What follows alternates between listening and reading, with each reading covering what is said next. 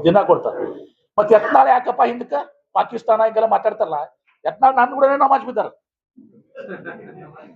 ನನ್ ಕೂಡನೇ ರಂಜಾನ್ದಾಗ ನನ್ ಕೂಡನೇ ಇವತ್ತು ದಿವಸ ಅವರು ಪ್ರಾರ್ಥನೆ ಮಾಡ್ಯಾರ, ನನ್ ಕೂಡನೇ, ಮತ್ ಬೇರೆ ಕೂಡ ನೆನ್ಪಾರಿದ್ರ ಅವಾಗ ಜೆಡಿಎಸ್ನಾಗಿದ್ರು ಅವಾಗ ಮುಸಲ್ಮಾನರು ಟೋಪಿ ಇವ್ರು ಹಾಕೊಂಡಿದ್ರಲ್ಲ, ಟೋಪಿ ಟೋಪಿ ಹಾಕೊಂಡಿದ್ರಲ್ಲ, ಟೋಪಿ ಹಾಕೊಂಡಿದ್ರು. ಟಿಪ್ಪು ಸುಲ್ತಾನ್ ಕಾರ್ಯಕ್ರಮ ಮಾಡ್ಯಾರ, ಈಗ ಟಿಪ್ಪು ಸುಲ್ತಾನ್ ಬೈತಾರ. ನಾವ್ ಹಂಗಿಲ್ಲಪ್ಪ, ನಾವು 25 ವರ್ಷ ಕಳೆದ 25 ವರ್ಷ ಪ್ರತಿ ರಂಜಾನಕ್ಕೆ ನಾವು ಹೋಗಿನಿ, ಪ್ರಾರ್ಥನೆ ಸಲ್ಲಿಸಿದ್ವಿ. ನಮ್ ಬೌದ್ಧರಿಗೆ ಕದಾಗ ನಾ ಬೌದ್ಧ ವಿಹಾರ ನಾನೇ ಕಟ್ಕೊಟ್ಟಿನಿ ಬಿಜಾಪುರದಾಗ. ಜೈನರ ಕಾರ್ಯಕ್ರಮಕ್ಕೂ ಹೋಗ್ತೀವಿ, ಎಲ್ಲಾ ಕಾರ್ಯಕ್ರಮ ಹೋಗ್ತೀವಿ ನಾವು, ಎಲ್ಲಾ ಧರ್ಮದವ್ರದ್ದು ಇದು ಮಾಡ್ತೀವಿ. ಯತ್ನಾಳ್ ಅವ್ರ ಕೆಲಸ ಅಟ್ಟೆ ಪಾಕಿಸ್ತಾನ. ಈಗ ಅವಾಗ ನೀವು ನಮಾಜ್ ಬಿಡೋ ಟೈಮ್ನಾಗ ನೀವು ಟಿಪ್ಪು ಸುಲ್ತಾನ್ ಜಯಂತಿ ಮಾಡೋತ್ತಿಗೆ ಅವಾಗ ಅಲ್ಲಾ ಹೋಗಕ್ಕೆ ಬರ್ರಿ. ಈಗ ಸೊ ಬಿಡ್ರಿ ಇವೆಲ್ಲ ಸುಮ್ಮನೆ ಇದೆಲ್ಲ ಮಾಡಿ ಮಾತಾಡುವಂಥದ್ದು.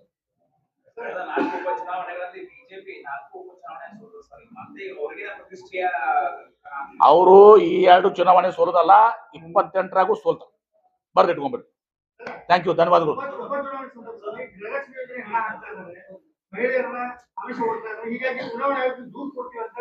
ನೋಡಿ, ಇದು ರೂಟೀನ್. ನಾವೇನು ಈಗ 1 ನಿಮಿಷ, ನಾವು ಇದನ್ನ ಕೊಡ್ಕೋತೆ ಬಂದಿದ್ದೀವಿ, ಕಳೆದ 2.5 ವರ್ಷದಿಂದ ಕೊಡ್ಕೋತ ಬಂದಿದ್ದೀವಿ. ಕಳೆದ 2 ವರ್ಷದಿಂದ ಕೊಡ್ಕೋತ ಬಂದಿದ್ದೀವಿ. ಅದು ಪಾರ್ಟ್ ಆಫ್ ದ ಪ್ರೊಸೆಸ್ ಹೋಗಿ ಹೋಗ್ತದೆ. ನೀವೇನ್ ಮಾಡಿದ್ರಪ್ಪ ಬಿಹಾರ್ ಚುನಾವಣೆದಾಗ? ಬಿಹಾರ್ ಚುನಾವಣೆ ಕೊಟ್ಟಿರಲ್ಲ, ಚುನಾವಣೆ 1 ತಿಂಗಳು ಇದ್ದಿದ್ದಿಲ್ಲ, ಕೊಟ್ಟಿರಲ್ಲ. ಅವಾಗ 10,000 ರೂಪಾಯಿ ನಮ್ಮ ವಸಂತವ್ರು ಹೇಳ್ತಾರೆ, ಇಲೆಕ್ಷನ್ ಮುಗಿದ ಮ್ಯಾಗ ಸ್ಟಾಪ್. ಅದೇ ರೀತಿ ಮಹಾರಾಷ್ಟ್ರದಾಗ ಲಾಡ್ಕಿ ಬೆಹನ, ನಾನೇ ಇದ್ದೆ ಅಲ್ಲಿ ವೆಸ್ಟ್ ಮಹಾರಾಷ್ಟ್ರದಾಗ. ಓಟ್ ತಗೊಂಡ್ರು, ಮಹಿಳೆಯರು ಓಟು, ಇಲೆಕ್ಷನ್ ನಂತರ ಬಂದ್.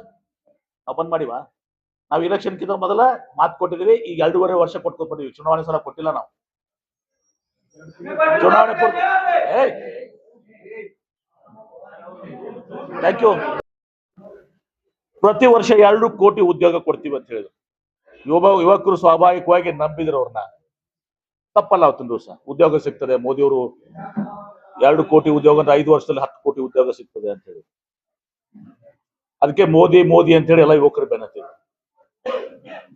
ಇವತ್ತು 2 ಕೋಟಿ ಉದ್ಯೋಗ ಸಿಗೋದು ಬಿಡ್ಲಿ, ಇದ್ದಂತ ಉದ್ಯೋಗಗಳನ್ನ ಏನು ನೋಟ್ ಬ್ಯಾನ್ ಮಾಡಿದ್ರಲ್ಲ, ಅವಾಗ ಉದ್ಯೋಗಗಳನ್ನ ಕಳ್ಕೊಂಡ್ವಿ ನಾವು. ನೀವು 2014ರಿಂದ ಇಲ್ಲಿವರೆಗೆ ನೋಡ್ರಿ. ಅಷ್ಟೇ ಅಲ್ಲ, UPA ಸರ್ಕಾರ ಮನಮೋಹನ್ ಸಿಂಗ್ ಅವರು ಇದ್ದಾಗ ನಾವು ರೈತರ ಸಲುವಾಗಿ ರಾಷ್ಟ್ರೀಕೃತ ಬ್ಯಾಂಕ್ ನಲ್ಲಿ ಇರುವಂತಹ ಸಾಲ, ಬರೀ ಕೋಆಪರೇಟಿವ್ ಅಷ್ಟೇ ಅಲ್ಲ, ರಾಷ್ಟ್ರೀಕೃತ ಬ್ಯಾಂಕ್ ನಲ್ಲಿರುವಂತಹ ಕೋಆಪರೇಟಿವ್ ಸಾಲಗಳನ್ನ ಕೂಡ ನಾವು 70,000 ಕೋಟಿ ರೂಪಾಯಿ ಸಾಲ ಮನ್ನಾ ಮಾಡಿದ್ವಿ. ಮೋದಿ ಅವರು ಮಾಡಿದಾರ, ಲಕ್ಷಾಂತರ ಕೋಟಿ ಮಾಡಿದಾರೆ. 10 ಲಕ್ಷ ಕೋಟಿ 20 ಲಕ್ಷ ಕೋಟಿ ಸಾಲ ಮನ್ನಾ ಮಾಡಿದಾರೆ. ರೈತರದಲ್ಲ, ಅದು ಅಂಬಾನಿ ಮತ್ತು ಅದಾನಿ ಮತ್ತು 20 ಪ್ರಮುಖ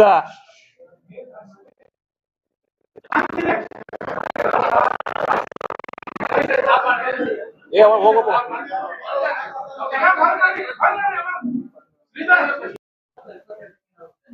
ನೋಡಿ, ಇದೆಲ್ಲ ಹೇಳ್ತೀನಿ.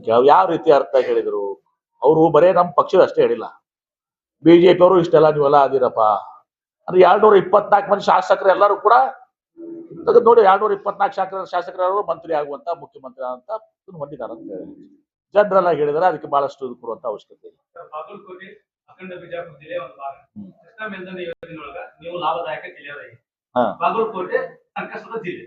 ನೀವು ಜಲಸಂಪನ್ಮೂಲ ಸಚಿವರಾಗಿದ್ದೀರಿ, ಈ 3 ವರ್ಷ ಕೈಗಾರಿಕಾ ಸಚಿವರಾಗಿದ್ದೀರಿ. ನಿಮ್ಮ ಪೂರ ಜಿಲ್ಲೆಯ ಒಂದು ಭಾಗವಾಗಿರ್ತಕ್ಕಂಥ ಸಂಕಷ್ಟದ ಜಿಲ್ಲೆಗೆ ತಮ್ಮ ಕೊಡುಗೆ ಉದ್ಯೋಗ ಮತ್ತು ಮುಳುಗಡೆ ಸಂತ್ರಸ್ತರಿಗಾಗಿ.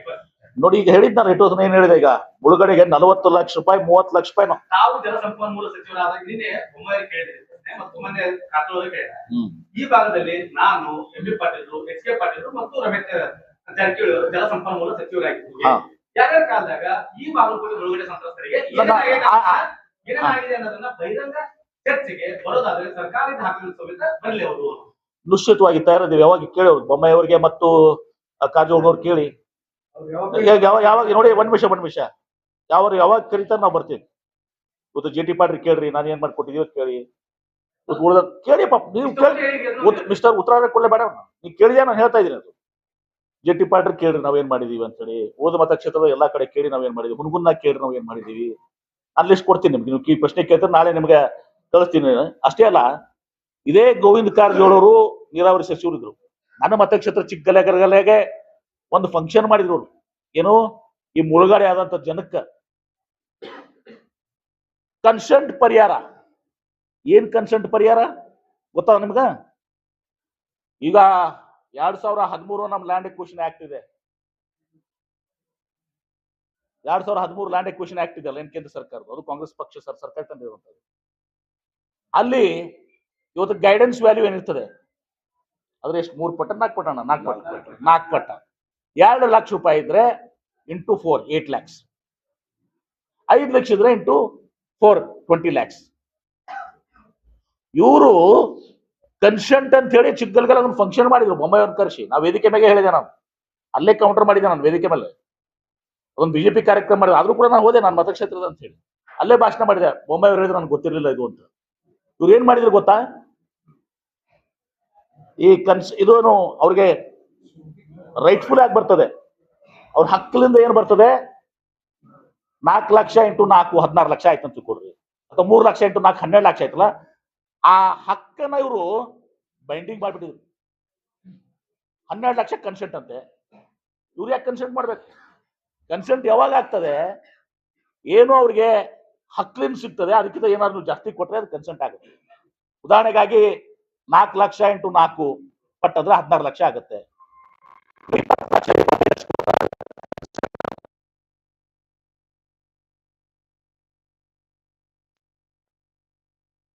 ಹಕ್ಕಲಿಂದ ಏನು ಬರ್ತದಲ್ಲ ಆಕ್ಟ್ ಪ್ರಕಾರ, ಲ್ಯಾಂಡ್ ಎಕ್ವಿಷನ್ ಆಕ್ಟ್ ಪ್ರಕಾರ, ಅದನ್ನೇ ಇವರು ಫ್ರೀಜ್ ಮಾಡಿ ಅದು ಕನ್ಸೆಂಟ್ ಅಂತ.